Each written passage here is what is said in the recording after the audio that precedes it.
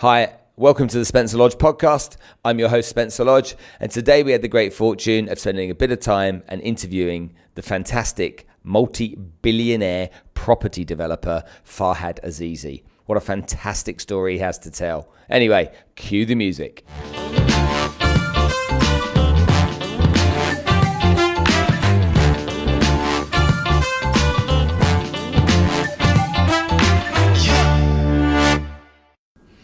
So Farhad Azizi, welcome to the show. Thank you very much. So let's understand a little bit about you for the benefit of the audience. You are the son of a really successful man. You've now gone to work under the CEO of Azizi Group. You're a billionaire family. You're super successful. You've had a silver spoon in your mouth all your life. Everything's been really easy for you. And that's your journey, right? Not really.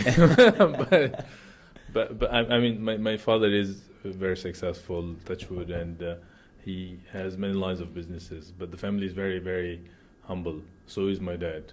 And so I wouldn't go as far as the silver spoon and all that, but yeah, we work with him, myself and my brothers, and also my uncle. So we work as a close family, and we're into construction, real estate, oil and gas, and banking. Oh wow, many things. Yeah, three lines of businesses. Although we are in trading as well, but that's we're wrapping that up.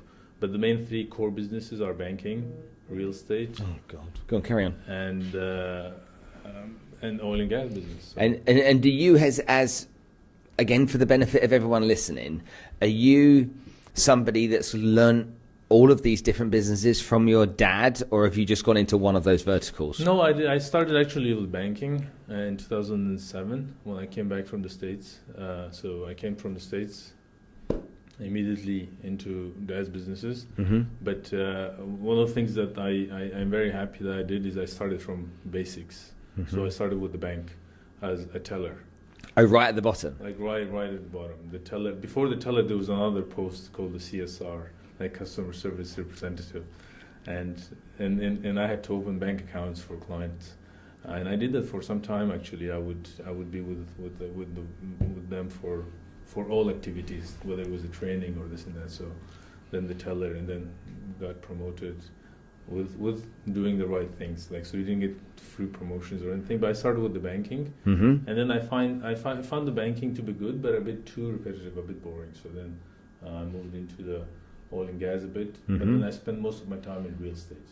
That's where the lion's share has been. Yeah, real estate. But do you think, again, you're from Afghanistan originally? Yes. Okay. Dad was born in Afghanistan? Yes. Were you born in Afghanistan? Yeah, I was born in Kabul. Okay, and how old were you when you left Kabul and moved overseas? I was 5 years old. And where did you go? To Uzbekistan.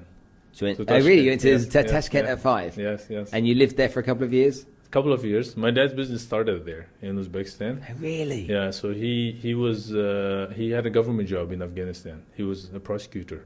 So his background is law. He studied law. He's a lawyer, and he was working for the government as a prosecutor. And when things started to get shaky with civil war and other things in Afghanistan, he left to do his own thing because it was not safe to be living in Afghanistan.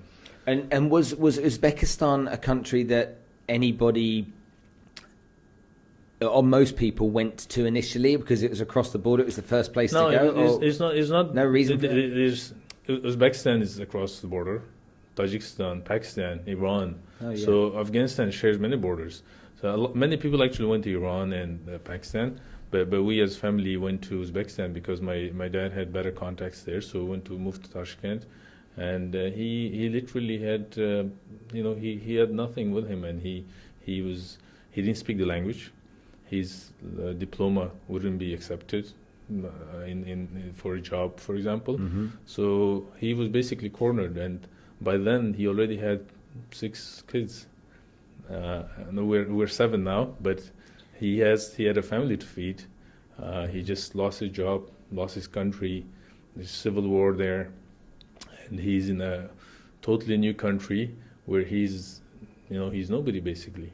And to start life from that is very difficult. So one of the things that he always says is that humans are full of supernatural powers. And he says, when I was very cornered, when I felt so cornered and I was thinking of my family, my kids, and I had to do something, that's when ideas come up. That's when you start to think of things out of the box, and that's when you start to do brilliant things. So he says, we sometimes you have to get out of your comfort zone to be really, getting that eureka moment, as they call it. Yeah, it's almost like we say in English, if you put me in a corner, there's two ways I'm going to react. I'm either going to come out fighting, okay, or I'm going to keel over and die. Exactly. And they're your two options in life if you get put into that corner. But also, when people are down and they're low, it's sometimes the greatest place to climb from, isn't it? Exactly. So what he did is he started a trading business.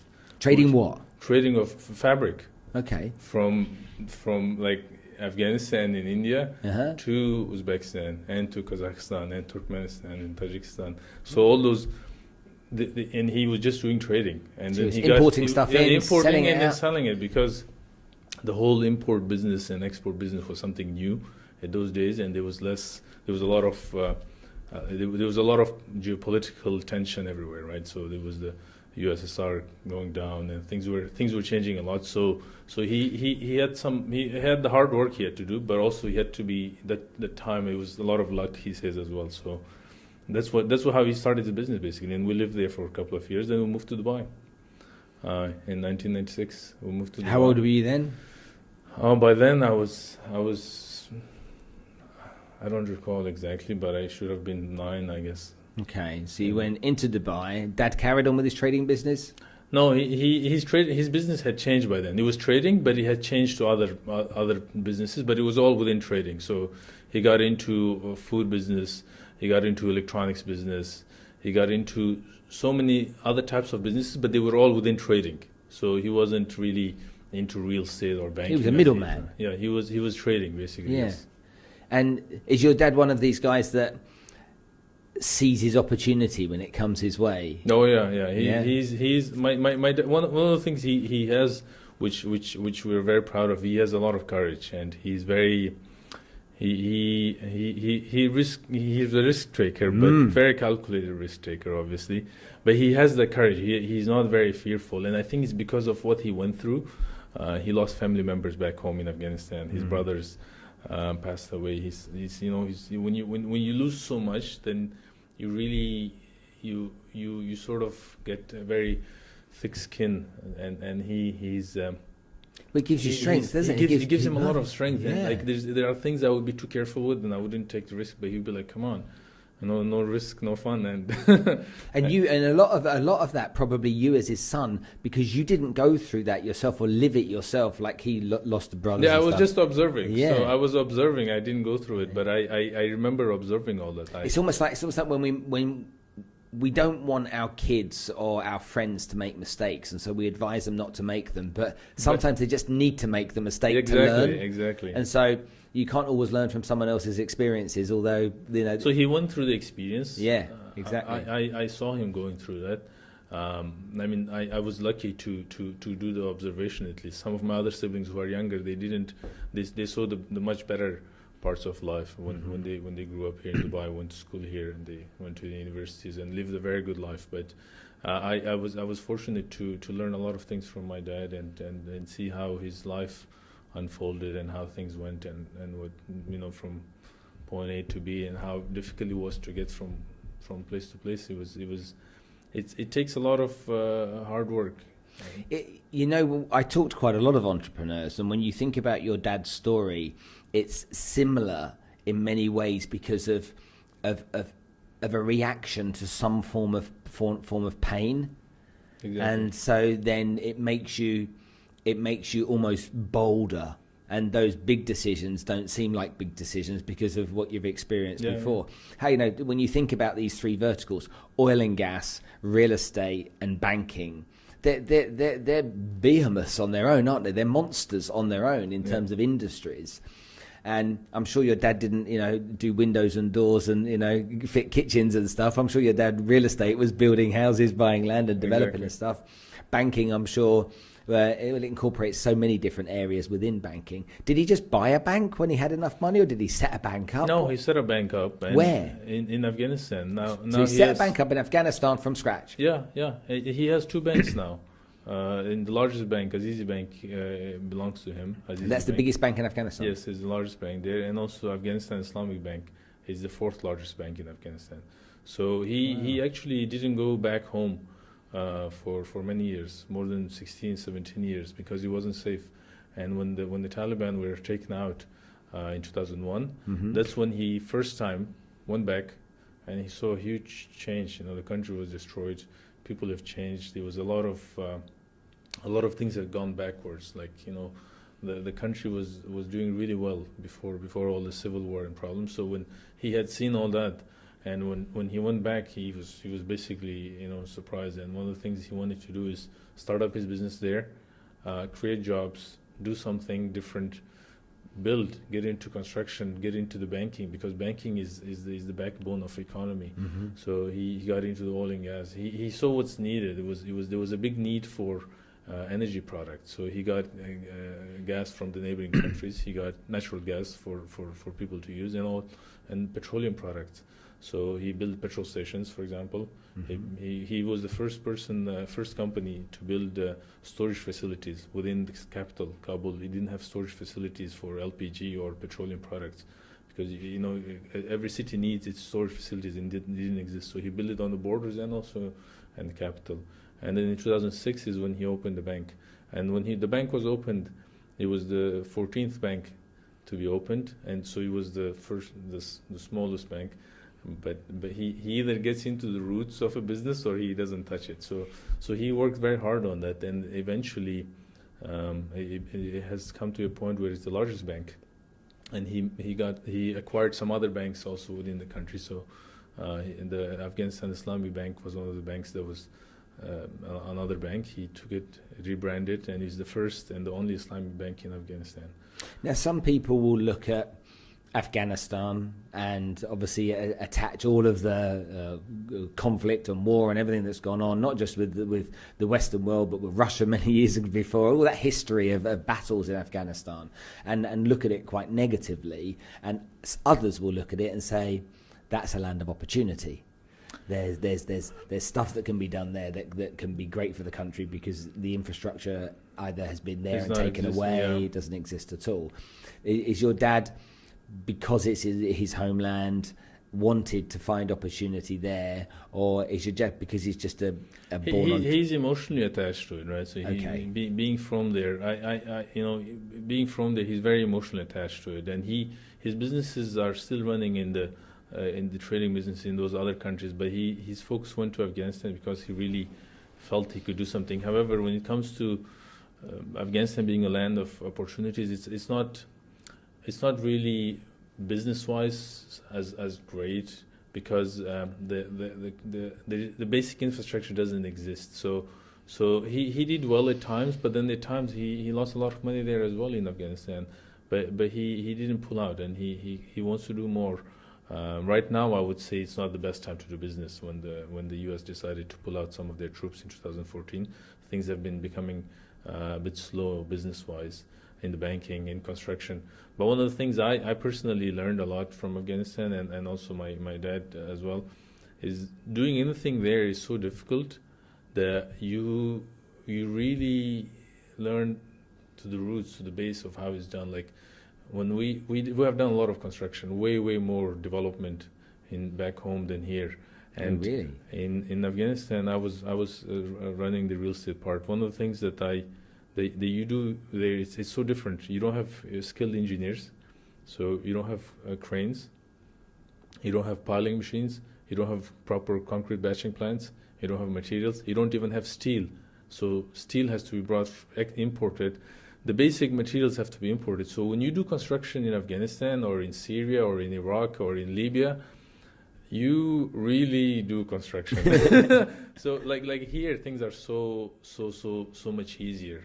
Because that's really an interesting thing to think about how when you build businesses in really tough environments, how then when you come to somewhere like here, it's just like, this is a walk in the park. I used to spend a weekend there and a week here. And this place, people would come to me for their problems, and I didn't want to insult them, but I would feel so. You don't have problems. I felt they were so petty because those problems were like first world problems. Like, these are not problems. I have seen people taking a brick or 10 of them, walking all the way to the 15th floor to do the block work, going up the stairs. A big flight of stairs, and then there's like the streets get blocked because of security reasons. All of a sudden, the whole construction has to stop. All the laborers have to come down, and then you're not allowed to work at night. All kind of security checks suddenly happen, and then you have to do so many checks and controls. Like the concrete that has to be put in a high-rise building is different than a concrete put in a house. Mm-hmm. Like, I didn't know a lot of that. Mm-hmm. And there is a PSI test, the pressure test. Yeah. So if I don't check it myself in a country where there isn't proper rules and systems, I could be at the risk of putting the wrong concrete in a high-rise in a city which is at high risk of earthquakes. Like Kabul lies on the fault line, yeah. Yes, on the fault line. So those, before any concrete would be poured, we would take a sample, take it to our own lab, check it to see if it has the right pressure. Mm-hmm. If there were times where it was the wrong pressure, but the concrete was poured, so then we had to demolish the whole thing and take it out, and you do all that without cranes again. like the simplest thing we take for granted. Yeah. You don't have those things back. It's like you're working in a war zone. So, we build buildings here and they're connected to the sewage system. But there's no sewage system. We build buildings here, they're connected to electricity and water, and the whole thing is hooked up. And Mm-hmm. we don't know who did the infrastructure, but it's there and we're happy for it. But no, that's not the case in Kabul. We build a lot of high-rise buildings, and those high-rises have their own sewage treatment plant brought specifically from America, because they're not made everywhere, and these are biologically treatments done for all the sewage, and the water gets reused for the water for the toilet flush and all that. So these systems, you learn so much from that. You see all that, and then you realize that the experience that you can gain in 1 year there is like equivalent to 5 years here. It's like a great school, isn't it? I've done construction in Germany, for example. In Frankfurt, I with your eyes closed in your sleep. So in Frankfurt, it's even easier. In Frankfurt, I have a construction site running. I have not been to it for 6 months now, and I don't need to go, because every time I go to the construction site, I want to be like picking on the problems. But actually, I go and I'm so impressed. I'm so impressed that I actually have nothing. I have no comments. Like in Dubai, I would go. I'd be like, oh no, that's plastic is not straight, or this is not good. I don't like that. The tile has been put wrong. But in Germany, it's so different.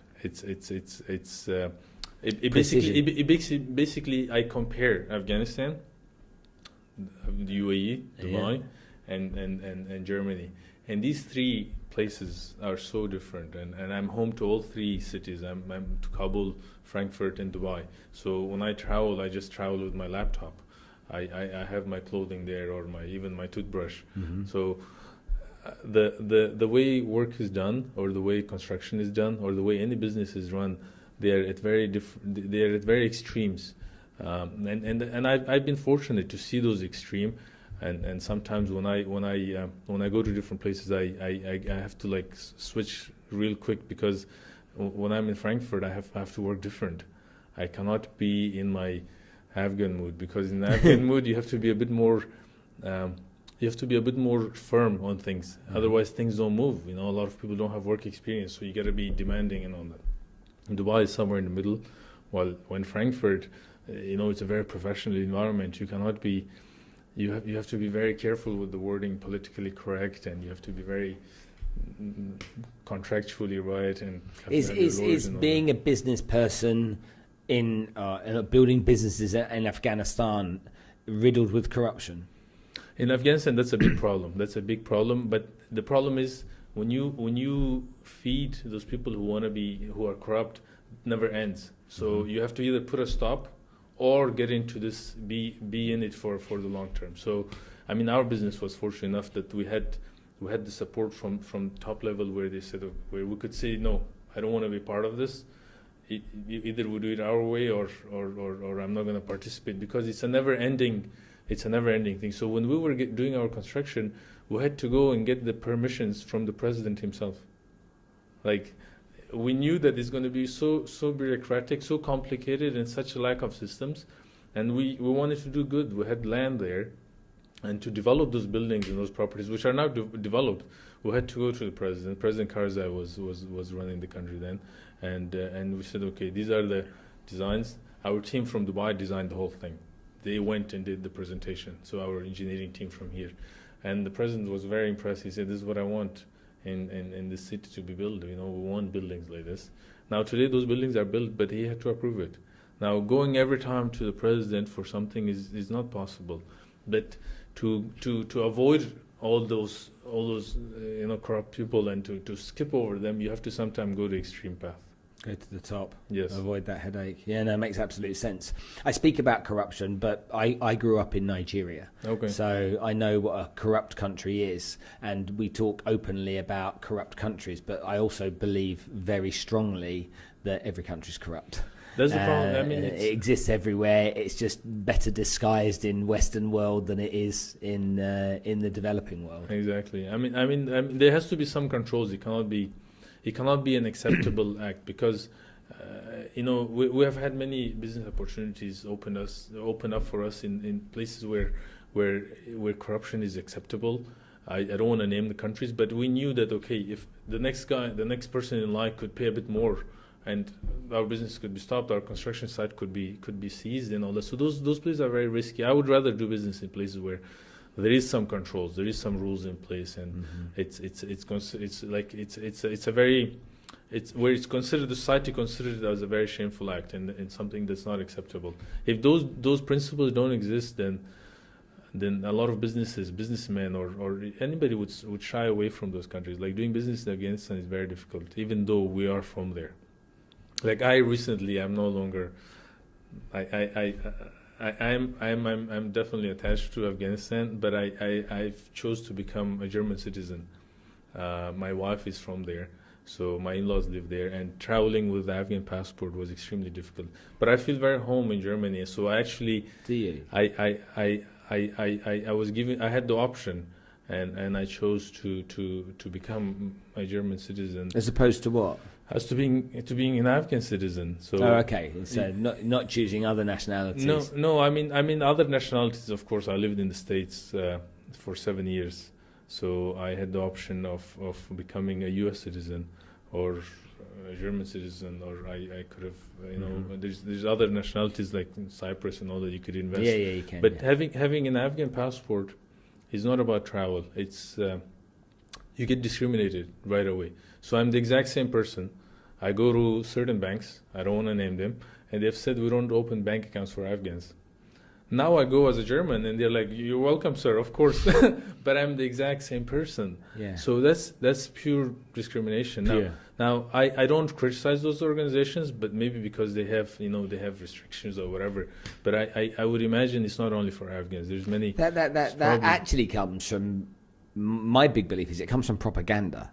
Yeah, a lot. It's almost like the stock market and sentiment. If everyone's saying that the stock market's going down, then invariably the stock market goes down, doesn't it? Exactly. And if everyone is optimistic, then invariably it starts to perform better. And proof of that is the end of the UK financial year is the end of the first quarter. Yeah. And you always see, because stockbrokers get their bonuses then, you always see the first quarter being really strong in the UK. Yes. And in the US, the last quarter in Q4 because they get their bonuses. It's all sentiment, right? So I think a lot of what people are fed, and again, people believe what they're fed. The news in every country. If you watch Russia Today, CNBC, CNN, and BBC, you watch the same news article across each of those channels. There's a different slant on it, isn't there? So I went to Seychelles on my honeymoon, right? My wife German, I'm Afghan, and it says no visa required for Afghans, visa on arrival. So she walks in, and the immigration officer looks at me. He's like, "Oh my God. Why are you here? When are you going back? Where are you staying? How did you get here? Why did you get here?" And the poor guy was so frustrated. But I'm the same person now, it's a breathe. But it's the sentiments, as you said. I don't blame anything. It's just that there's no positive news that comes out of Afghanistan on the news. No, I mean, as an Afghan, I have probably learned a lot of things from that country when I went back. After I did my education, I went back construction-wise, banking-wise, trading-wise. I mean, the things that you do there are so So still at the basic. So you have to take it from point A to Z yourself. Yeah. The basics are not done. So for me, it's been a great learning experience. But otherwise, news-wise, yeah, there's no positive news coming out of the place. So let's talk about America.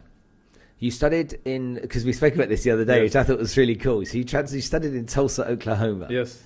And for most people going to study in the States, you're on the East Coast, the West Coast. You might be in Denver, or Texas, but you don't hear of people that say, "Yeah, I was in Tulsa, Oklahoma." I went to high school here in Dubai, at Al Mawaqib School, and there was a attendee from America from these universities. The representatives would come, and the University of Tulsa was there, and Purdue and some other universities. So there were like 20 different universities. So I took their applications, and the university looks beautiful, and it was beautiful. So I applied, and I got accepted right away, and then I went for it. I had the option of Purdue and Tulsa, and Purdue is in Indiana. Mm-hmm. So I didn't go with Purdue because it was too big. I felt I would get lost among the students. There's 33,000 students at that time, and Tulsa was more 4,500 students. So I chose Tulsa. To me, it was America. It was my first time visiting America. So for me, it was the country. It was not whether it's Oklahoma or Texas or Boston. America, yeah. I didn't differentiate. So I got in and I went to Tulsa. And what was it like being an Afghani student? It was in Oklahoma. What was it like from? Obviously, you studied international business, I think you said. Yes. But being a kid from a country that Americans don't understand, or if they do, their understanding of it isn't probably the best understanding. I was the first Afghan student in the University of Tulsa. Okay, right. So there were 92 countries that had nationalities that had attended, and I made it 93. So on the orientation day, freshman orientation day, all the students were called in, and I was called up to the stage, and it said, "First Afghan student, thanks for coming here. Now we have 93 nationalities that have gone to school here." So they recognized my face, and I was. I was told, they said, from Afghanistan and all that. And then after 2 months, 9/11 happened. So what happened for you? So what happened is I was a bit scared. I was afraid because I was the only Afghan student, and everybody knows me now. And 9/11 has happened. And the Saudis and the UAE had called back their students. So there were a lot of students doing petroleum engineering from Saudi Arabia and from the UAE. So they asked for their students to come back for 6 months or a year. And my parents gave me the option whether I want to stay or leave. And I spoke to the university. They were like, it's up to you. But I stayed. And having an Afghan passport, being an Afghan there, I chose not to come back for a long time because I was afraid I wouldn't get another visa. The student visas and all that. So I stayed the whole 4 years to do my bachelor's degree, and it was a very. That's why I'm so attached to Tulsa, because I had this fear. I thought I would be treated bad or I would be discriminated, or one thing or another. But just the opposite happened. The exact opposite. People were so nice to me, including my classmates, my professors, the whole university. They said, "We know you're not part of this." I said, "I know, thank you." But to give me that comfort that they really were welcoming me, I would be in their homes in Thanksgiving and Christmas and New Year's and with their families. So I felt really home there. And I in Thanksgiving, in the month of November, very dark and rainy, the whole university is completely empty. To make sure I didn't have that being alone, the professors or my other friends or others, Americans, Oklahomans, would invite me to their home and we would do a Thanksgiving dinner together. so I actually felt very, very home, and I've traveled throughout the states, and I feel the most home in those states around it, like where it was Texas or Missouri or Kansas or Chicago and those places. So what do you think of Donald Trump? I personally don't like some of the things he says, but I think he maybe is not very good in expressing what he wants. I think his intention maybe not as bad, but the way he expresses them gotta be sugar coated a bit. Yeah. And because for somebody to have such a position, where everybody looks up to the president of the United States, he should be talking more like Obama, very careful with his choice of words and all that, and be. Do you not just think though that a lot of Americans, like the UK, well, lots of countries, even because Spain recently too, do you not think that there was a point where everyone just got sick of politicians?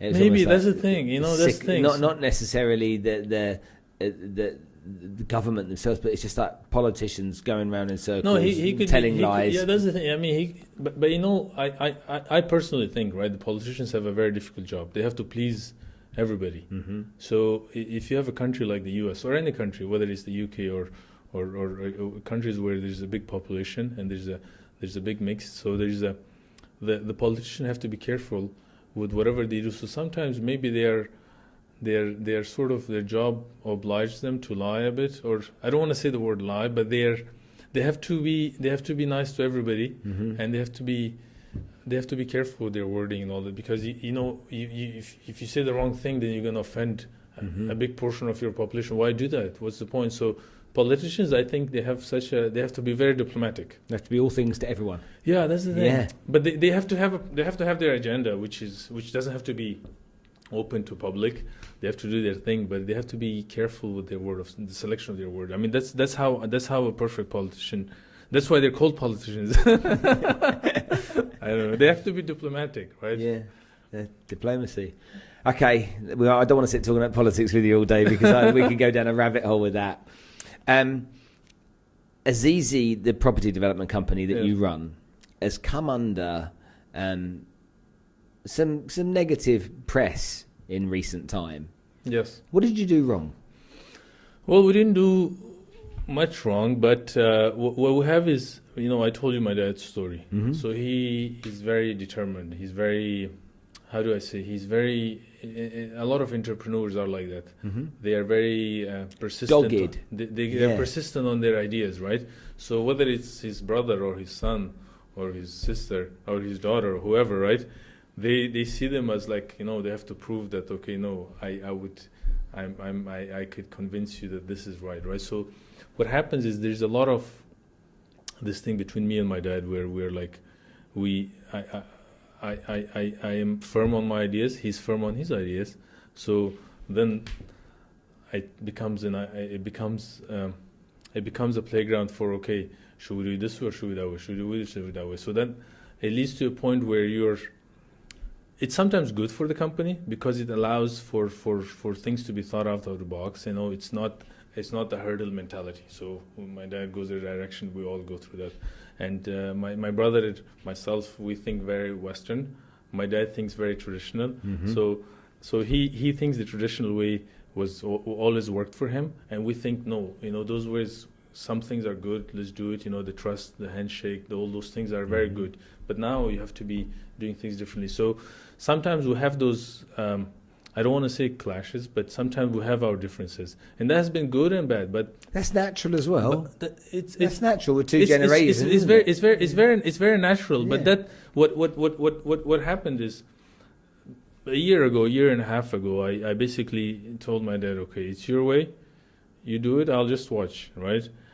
Or you'll do it my way, and totally my way or totally your way. So we've been going through this for like many years, but like when I left the business to do my own thing. I was away for some time. I was in Dubai. I was helping him with business, but I was away for a whole year. And when I was away, that's when he hurt him emotionally, and he was not happy with it, and his total concentration was on his children, because it was not just me. Also, my brothers were not. We're also on the same boat with me. So everyone understand, before you go any further, you're the eldest, but how many brothers are in the business? Two brothers in the business. Yes. Okay. And my sisters as well, but they're part-time. They're not. Okay, but every day. But all the siblings are like very, modern thinking and Western and all that. And my dad and my mom, who's not in the business, are still doing things traditionally. Okay. What's your cufflinks here scratching on the table? Oh, yeah, sorry. No worries. So carry on that story then. So your dad's you walked away from the business because you're like, it's my way, Dad, or your way. Your way's great, my way's great. I didn't like walk away, but I said like, okay, if you're doing it your way, I don't want to be. I'll step out. I don't want to be, you know, conflict. I don't want to be a conflict because then you'll slow down. So you do it your way, or let me do it my way, and that I think he you know, somebody who's been so successful financially, finances don't matter to him at this age, especially. He's 58 years old now. He's more emotional. He wants family. He wants to be, you know, close to his kids and to his wife and to the whole family. So business is secondary. While for myself and my brothers, we think business is very important. We put business in office is business, and then outside office is family. But for my dad, it was more in emotional, right? So he didn't take it very well, and that took his attention away from business. So that allowed it for the office and the company being run by the management. But even if it's a perfect management with less direction, they will have difficulties. They would have challenges. So that was the complete, like, how do I say it? That's putting it very much from the heart to you. I mean, that's how it was. That's how it happened. And that I came back and I felt that there was a big need. And my dad actually told me, okay, let's do it your way. And he stepped back. He stepped back. And he said, right. Yeah. Farhad, get on with it. Yes. So he's there as my encyclopedia to everything. Yeah. Right. So he's there full time. He's helping, but he's not. He doesn't make the final call. So. He's Hold on, is this the first time this has happened in business with your dad? Where your dad's actually said, Farhad, it's on you. Now your chance. Yeah, it's the first time. That must be kind of like really liberating. Yeah, it happened 6 months ago. So it happened in October. And scary as well. I was very nervous, but he was there to support, and it was the first time. And then he noticed how good it actually was for him and how good it was for everybody else, because. You know, this is the nature. I mean, it's you have to do things with experience. You cannot be we can't read this on a textbook. So he felt that, okay, my sons, my children have to make decisions, whether they get it right or wrong, doesn't matter. What matters is that they will learn from it. So if they made a good decision, they'll keep on doing those, and if they take a wrong decision, then they'll stop doing it. So. Myself and my brothers, we've been taking a lot of decisions, and he doesn't you know, intrude on it. We would go to him and for advice, and although he sits just next to me in our office on the same floor, so he's a big help. But it's for the first time where he does his business different, and he's more, you know, laid back now, chilled. And but the stress is on us. Okay, so it's a big change. Did with those two different approaches to business, and your dad being, I suppose, not focused on the money but gung-ho about building the business, I mean, the guy's got a track record of success, so it's not like it's some crazy man going out there trying to build a business. But did the business grow quicker than it should have done? It did grow very fast. But that's how it was in every business that he got into. It grows very fast. Like Azizi Bank would have not become the largest bank in Afghanistan if he had not had pushed it that way. So his businesses, they always grow very fast, and he puts his full attention. I think focus and attention to any activity brings great success, and he has that skill where he's very determined about something, and he makes up his mind. He says, okay, we got to go that direction, and he's very good with that. But what happens along the way is that he exhausts himself, he exhausts everybody else around him, and it could become very overwhelming at times, where there's so much to do and so much work. However, if one wants to be successful, they have to be ready for those challenges and all that. So our business grew, and it grew too fast, but sometimes too much, maybe not so good. So we right now have, that's natural though. We have natural. It's natural. We have 70 buildings under construction at this stage. 70, and 120 more on its way.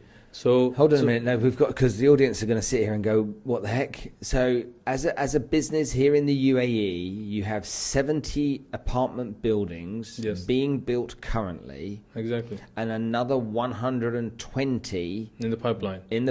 over how many years? Over the next 5 years, 10 Well, years? that's in our hand. It would depend on demand, right? So we could stretch it to longer or shorter, but we have the land. We Okay. acquired So 120 over the next, let's say 10, 12 years, that kind of thing, yeah? Yeah, it could be shortened as well. I mean, Dubai is a very dynamic city. I mean, for my dad, for ourselves, it's been like we call it the Dubai dream, the American dream sort It's of the thing. I describe Dubai as the modern day gold rush. Yes. When you learn about the history of the United States, when they found gold and they went across the land and they went and sailed around the seas to get across to San Francisco so they could come in and then they could start digging for gold.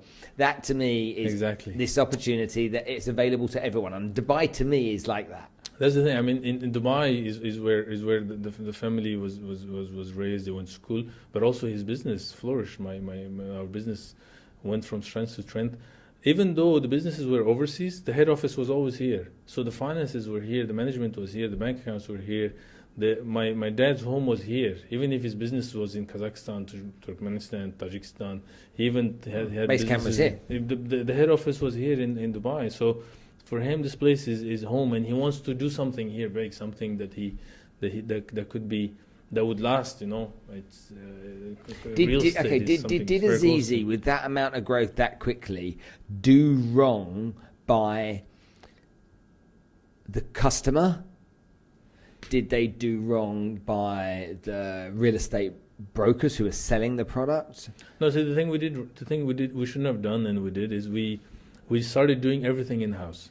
Okay, so what's in-house? Do the sales, do the marketing, do the construction, have your design team, have your supervision team, do your mortgages, do your FM, property maintenance, do your everything. And that's not the way things are done. Businesses today are very lean and agile, so that they can adjust to things. So what we did is we grew internally to be able to do everything. Now, instead of doing 2 good things perfectly fine, we can't be doing 10 things in a very mediocre way. So that's the thing that wasn't helpful, because thousands of people have bought homes, and if your attention is not for customer service, you're busy building a real estate business and like brokerage business, you're busy with property maintenance, you're busy with mortgages, then you're going to lose attention from that. So one of the things I've been changing in the last 6 months is we're going through a complete restructuring, becoming very construction driven and customer centric, and outsourcing everything else. Why do it while others could do it better than me? So give it to them, let them do it, and let them benefit from it. So instead of having a big army of sales team, we reduced it. Instead of having 30 different offices, now we're down to like 15 offices. Why have so much? So there was a lot of, it's like I was doing a study on multitasking, which is, they say it's not a good thing. So we were sort of to study it or do it. no, not to do it, right? So I get it. So we were sort of like multitasking, multi-building at every angle. Like we get into hotel business, get into this business, get into that, and that was not good. That was not good, because when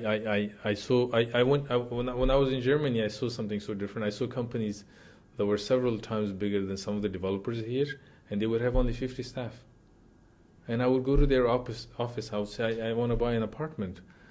They'd be like, we don't sell apartments, but we build them. We're the developer. However, you could go to this or that brokerage firm and buy from them. I'm like, but I'm a direct client. I could buy here. I could save the commissions or this and that. But we don't do that. We're just the developers. So what do? We just find good plots, study them, give them to the design team, which is not ours, give it to the marketing team, which is not ours, give them to the sales team, which is not ours. So like the whole business is outsourced, but the developer owns the project. They are the client. And I saw huge developers. I saw this in England as well. Large companies, developers, they are very lean. They don't have thousands and thousands and thousands of staff, and offices and cars and transport and. They don't have. It's It's all subcontractors. It's doing the work, subcontracted, and it's a very digital world today. A lot of things are technology has been used to make things very efficient. So I saw something like that in Germany. I want to replicate. Do you think that you've been doing it for 6 months? Do you think that? I mean, I've been doing it for a long time. I've been involved, but last 6 months things have been different. Yes. Okay. Do you think? Because Azizi is a really prominent developer, okay? You're one of the biggest developers here, and people know you, okay, because you're a big developer here. And there's sentiment and there's gossip and there's opinions, and people would rather talk about bad stuff than good stuff 9 times out of 10. Do you think that your reputation is harmed and being fixed, or do you think your reputation is harmed and you'll struggle to fix it anytime soon? Oh no, it's the thing is, what I find very important are numbers, statistics. The math is what counts. So if there is a reputational problem, and I stay focused on my work, and I'm getting the numbers, as into doing the construction, delivering the homes, having more happier customers, right? So like when I see numbers, I do surveys all the time. I'm calling the customers. I'm like, okay, what do you think? What are you not happy with? What can we do for you better? I speak to the contractors. I speak to the real estate companies that sell our properties, do a lot of internal surveys with our staff. So when those numbers are done every month, then I compare them. So every month has been getting better and better and better, especially in the last 2-3 months has been going the right direction. But doing anything in this size of business takes time. It's not an overnight fix to things. And it's like turning an oil tanker, isn't it? It's not a dinghy. It's a big ship. So one of the things we did is I personally was in favor of this, but it's not necessarily good. It's not going to make so many people happy. Like I had to lay off a lot of. I had to shut down some departments that we didn't need. Like really didn't need. There was no need for that business, right? So those employees wouldn't be happy, and when they move somewhere else, they're not gonna be saying, yeah, it was very pleasant to work, and they let me. They would say it was a bad place. I left. So they, of course, I have all the respect for them, so that's fine. But this is human nature. I would probably do the exact same. So that's sort of that's a word of mouth that you cannot control, and one of the things I personally believe a lot is in to be very fair and just. So if I was fair with that person, I told them, okay, look, you have a department of 20. We don't really need this. We could be doing development business instead of getting busy with the hotel management, which we're not the expertise with. So I'm going to shut down this. Yeah, they're not going to be the happiest. But if I was very transparent and if I could tell them what's the reason and all that, we did our part. So that was one of the dents, and that was reducing 700 to 800 employees having that big of a layoff. It's a big number, although we had employed thousands, and we still have thousands. But that's a significant number for a city the size of Dubai. The word goes out that okay. Well, they don't say that restructuring is being done for the benefit of the business. Yeah, so again, it's the same thing. You focus on the numbers. The marketplace out there focuses. What's happening at Azizi? They're getting rid of 700 people or whatever. Yeah, that's the thing. So we had to restructure for the benefit of the business. And, there will be a time where I could rehire everybody, but when I have the time and the capacity to put the focus, if I cannot put focus and just open offices and tell them, okay, I'll come back in a few days and we'll sit and discuss, and I don't have the time to go in 2 months, and they're just sitting there doing nothing, then we're wasting their time and energy and wasting the company's resources as well. So that was the situation. That's why we had 30 offices, and the management was too busy opening more, expanding the business, but with really no clear. They didn't have time basically. So that's the side effect of expanding too fast. Yeah. Okay, another subject I want to talk to you about before I end with you today. First of all, do you regard yourself? Your dad is clearly an entrepreneur. Do you regard yourself as an entrepreneur? Well, one of the things I was always a bit. How do I say? I I felt I was missing something in this whole business. I've always worked with my dad, and I moved from one position to another with my own efforts. But I always felt that it's because my dad's business, everybody's very nice and kind to me, and I was, because I'm the owner's son, so what the heck, it's not about my education or experience or this and that. So one of the things that I felt I was always lacking is turning that $1 to $2 myself personally. So because I said, okay, it's the business, I'm playing an important role and the business is making income. So what I did is I experimented. I said, I have to take this 500,000 euro, for example, turn it to €1 million, and I want to see if I could do this with zero help myself personally, and whether it would work out or not. And I did that experiment back in 2014 and I still do it in Germany. So I took, for example, an old broken house for 500, 600,000 euros, did some financing, put some of my own money, demolished it, renovated it, resold it, did the whole business plan for it, and I made good profit on that, where that €1 turned into a €2. So that was the first time I experienced that, okay, with zero help from any. How did it feel? It felt so different. I felt so different. I felt so I felt so empowered. I suddenly felt that, okay, and I learned something from it. What I learned is it was a big lesson, because when I was doing this, I was enjoying it. I was not stressed. I was not feeling any fear of losing it. I was not having this fear that I have to stress out. I had 2 employees only help me with this, like 2 staff, and I have my setup in Frankfurt. So what happened is that we worked very closely, and I took that experience and brought it back. I told my dad, I said, okay, we have to do things different. I said, I feel that there is too much stress in our work environment for no reason. We have to change things. So said directly with HR, I said, okay, you have to do employee engagement activities and this and that. I said the biggest reason I had that success, where things moved from point A to point B for me in Germany, was because we all enjoyed working together as a team, and we were so happy, whether it was with the contractor or the salespeople. It was a very enjoyable environment. So I took that first-hand experience, and I've been doing it here in our office, where I totally 100% believe that if it's any company, family, a government, a country, anything, and people are enjoying their time and they're having a good time, they will be successful. And whatever they're doing, they will be successful. But if it's the opposite, if it's a depressing environment, and there's a movie I recommend to everybody to watch. What's it called? It's called Monster Inc. It's Monsters Inc. The kids movie. It's a kids movie. Yeah. So I was watching the kids movie. I have 2 kids, right, with my daughter, and this movie basically, the Monsters Inc. is a company, and the monsters are supposed to go and scare the kids at night, and then all this energy is given to the company, and they're into energy business. Yeah. And then there's one monster that doesn't look scary or cannot act scary and cannot do all the screams and all that. So when he does his show, the kid laughs at him, and when the kid laughs, the energy company makes much more energy out of that laugh instead of a scream, because the scream was their source of energy. Yeah. Now is the laugh. So that movie, I was like, I sent out an email within our company. I said, everybody has to go watch Monster Inc. because that's what I want us to move. I want us to function where we laugh, we enjoy.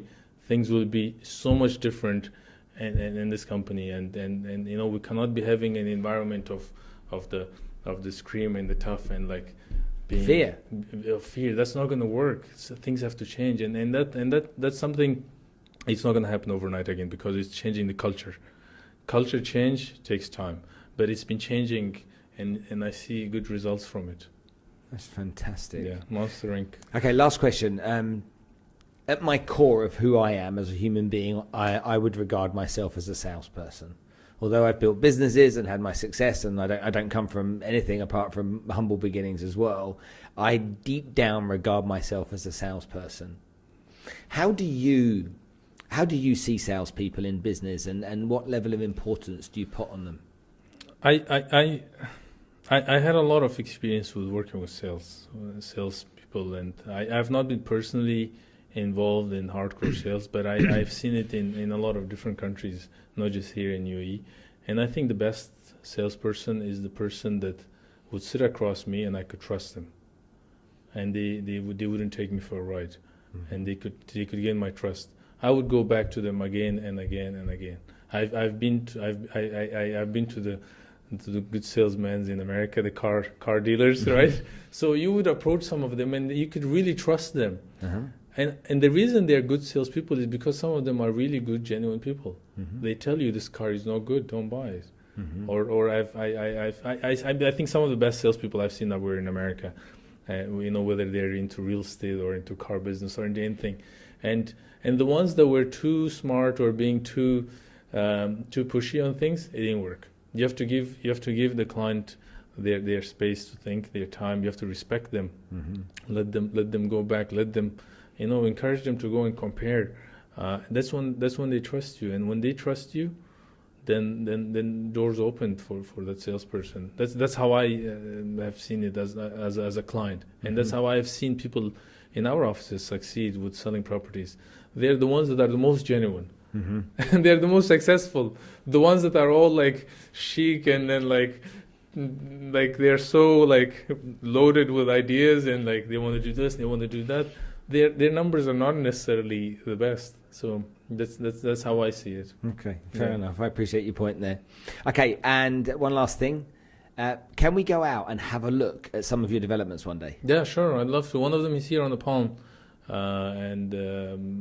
can go to all the sites. There's a big development happening in Maidan.